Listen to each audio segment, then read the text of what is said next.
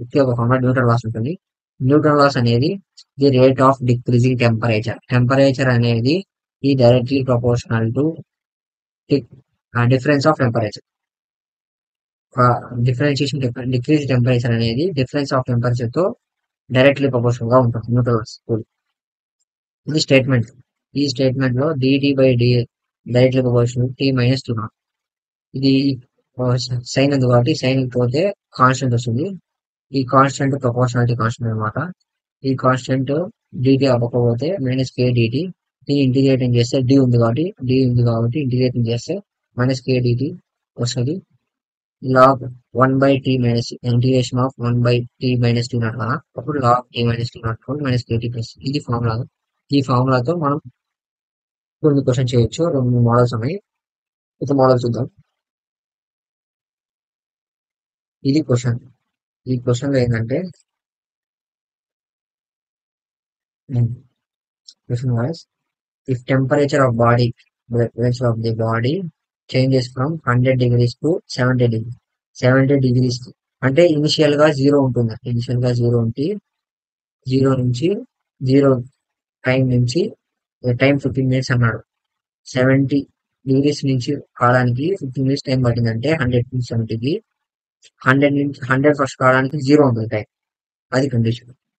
మళ్ళీ fine temperature 40 degrees ఉంటుంది. 40 degrees అన్నప్పుడు మనకి టైం ఎంత అన్నాడు. టెంపరేచర్ ఎంత అన్నాడు కనుక్కోమని. టెంపరేచర్ ఎంత కనుక్కోమని టైం కనుక్కోమన్నాడు గైస్. చూద్దాం. ఫస్ట్ టీ ఈక్వల్ 15 దగ్గర టెంపరేచర్ జీరో. అంతకన్నా ముందు టీ ఈక్వల్ 0 దగ్గర 100 డిగ్రీస్. ఇప్పుడు టీ నాట్ 30 డిగ్రీస్ అని ఇచ్చేసాను గైస్. ఎయిర్ క్వశ్చన్ రాసుకుంటే ఆ విధంగా టీ ఈక్వల్ టైం కనుక్కోవాలి మనం. టెంపరేచర్ గైస్ టైం కాదు టెంపరేచర్ ఫైండ్ టైం ఎట్లా ఉండిపోతుంది. ఫైన్ టైం ఎంత కనుక్కోవాలి. ఈ టెంపరేచర్ కి 40 డిగ్రీస్ టెంపరేచర్ కి టైం ఎంత కనుక్కోవాలి. ఈ విధంగా రాసుకుంటే క్వశ్చన్ ని టీ ఈక్వల్ 40 దగ్గర టైం ఎంత, అప్పుడు log tea minus T naught equal to minus kt plus ఈ ఫార్ములా. ఈ విధంగా టీ నాట్ ఎంత మనకి ఆల్రెడీ 30 ఉంది. అంటే ఇనిషియల్ గా ఎంత 100 ని minus 30 log tea minus 100 minus 30 equal to k into time ఎంత జీరో మీ దగ్గర జీరో కాబట్టి k into zero plus c equal to log 70 వస్తుంది.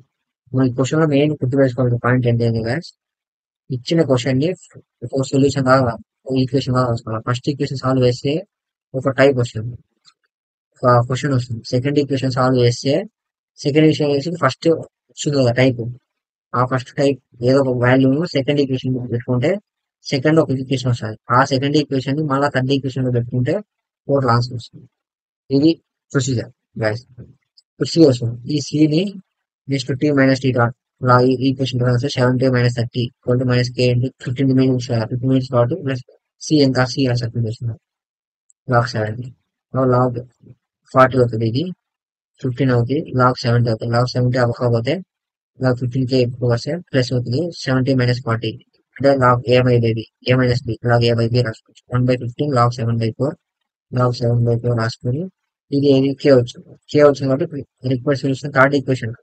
ఈ థర్డ్ ఈక్వేషన్ యూజ్ చేసుకొని మనం మళ్ళా క్వశ్చన్ రాస్తే ఈ కే వాల్యూ యూజ్ చేసుకుని థర్డ్ ఈక్వేషన్ సాల్వ్ చేసుకోవాలి. లాగ్ 40 మైనస్ 30 మైనస్ 1/5 లాగ్ 7/4 అంటే కే వాల్యూ ఎంత ఇలా కే వాల్యూ 1/15 లాగ్ 17 అని ఉంది. లాగ్ 7/4 ఈ వాల్యూ సబ్స్టిట్యూట్ చేసినాడు. Log 70 as usual C value.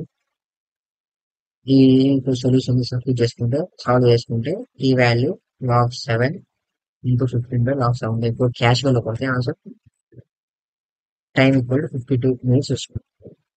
ఇది రిక్వెస్ట్ సొల్యూషన్. నెక్స్ట్ ఒకటే ఒక కాన్సెప్ట్ ఉంది, లా ఆఫ్ న్యాచురల్ గ్రోత్ అని.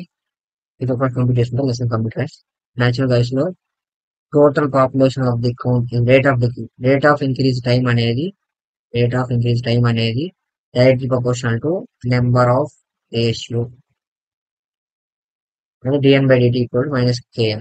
ఇంటిగ్రేటింగ్ చేస్తే -1 ఇది డెరివేషన్ అనమాట. లాగ్ n ఇది ఇంటిగ్రేషన్ చేస్తే డి బై డి ఉంది కాబట్టి ఇంటిగ్రేషన్ చేసి n equal to c into e power k t వస్తుంది. న్యాచురల్ డికే అనమాట. ఈ న్యాచురల్ డికే యూజ్ చేసుకొని ఈ క్వశ్చన్ సాల్వ్ చేస్తాం. Same number of natural equation రూపం ratio number of value initially 100 ఉంటుంది. Increase by 32. ఇనిషియల్ అంటే 0 టైం దగ్గర 100, ఇంక్రీజ్ 100 డిగ్రీస్ టైం దగ్గర అంటే 1 అవర్ టైం దగ్గర 332. మనము 1.5 అవర్ దగ్గర న్యాచురల్ గ్రోత్ ఎంత కనుక్కోవాలి. Same as well guys T equal to 0 దగ్గర n ఈక్వల్ 100 వచ్చింది. టీ ఈక్వల్ 1 అవర్ దగ్గర n ఈక్వల్ 332. టీ ఈక్వల్ 0 దగ్గర n ఈక్వల్ టు కనుక్కోవాలి. ఫస్ట్ సొల్యూషన్ ఇచ్చిన ఈ క్వశ్చన్ ఉంది కదా, న్యాచురల్ ఫార్ములా యూజ్ చేసుకుంటే సి వాల్యూ వస్తుంది. సి వాల్యూని పట్టుకొని 30 ఈక్వేషన్ సపోర్ట్ చేస్తే ఈ పవర్ కే వాల్యూ వస్తుంది. ఈ రెండు వాల్యూ పెట్టుకొని 30 ఈక్వేషన్ సపోర్ట్ చేస్తే పవర్ ట్రాన్స్ఫర్ వస్తుంది. ప్రొసీజర్ చేయండి, సింపుల్ గా ఉంటుంది, చేసేస్తారు మీరు. ఇది గైస్ సొల్యూషన్ ఇది.